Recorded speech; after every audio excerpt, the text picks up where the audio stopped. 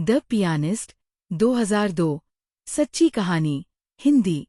The pianist 2002 film व्लेडिस्लॉ सेपिलमैन नाम के एक पोलिश यहूदी संगीतकार की सच्ची जीवन कहानी पर आधारित है।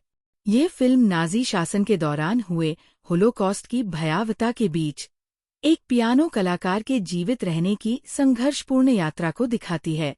व्लेडिस्लॉ सेपिलमैन कौन थे? व्लेडिस्लॉ सेपिलमैन का जन्म 1911 में पोलैंड में हुआ था। वे एक बेहद प्रतिभाशाली क्लासिकल पियानिस्ट और कंपोजर थे।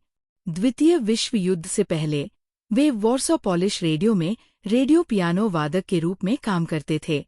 1939 में जब नाज़ी जर्मनी ने पोलैंड पर आक्रमण किया, तब उनका पूरा जीवन बदल गया।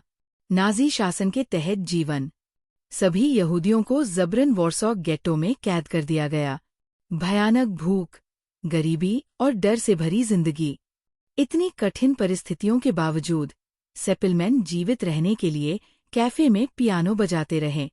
परिवार की त्रासदी।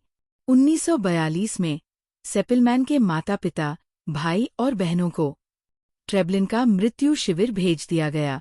वहां सभी की हत्या कर दी गई। सेपिलमैन केवल इसलिए बच पाए क्योंकि आखिरी पल में उन्हें डिपोटेशन लाइन से अलग कर दिया गया था।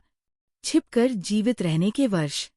कई वर्षों तक वे टूटे-फूटे, खाली मकानों में छिपकर रहते रहे। उन्होंने झेला अत्यधिक भूख, गहरी अकेलापन, हर समय पकड़े जाने का डर। वे वॉर्सो गेटो अपराइजिंग और वॉर्सो शहर के विनाश से भी जीवित बच निकले। जर्मन अधिकारी जिसने जान बचाई। 1944 में जर्मन सेना के अधिकारी कैप्टन विल्म होजनफेल्ड ने सेपिलमैन को खोज लिया। उन्हें मारने के बजाय उन्होंने पियानो बजाने को कहा। संगीत से प्रभावित होकर उन्होंने गुप्त रूप से भोजन और सुरक्षा प्रदान की। इसी इंसानियत ने सेपिलमैन की जान बचाई। युद्ध के बाद युद्ध समाप्त होने के बाद सेपिलमैन ने फिर से पोलिश रेडियो में काम करना शुरू किया। वे एक प्रसिद्ध कंपोजर और पियानिस्ट बने।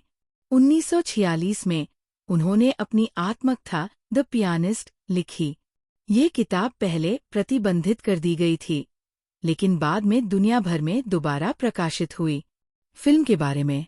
निर्देशक रोमन पोलांस्की, स्वयं होलोकॉस्ट से बचे हुए। मुख्य भूमिका एड्रियन ब्रोडी। बेस्ट एक्टर के लिए ऑस्कर पुरस्कार। फिल्म वास्तविक घटनाओं को बहुत कम नाटकीयता के साथ प्रस्तुत करती है। कहानी का मूल संदेश, चाहे इंसान कितना भी क्रूर क्यों न हो जाए, संगीत, इंसानियत और करुणा कभी खत्म नहीं होती।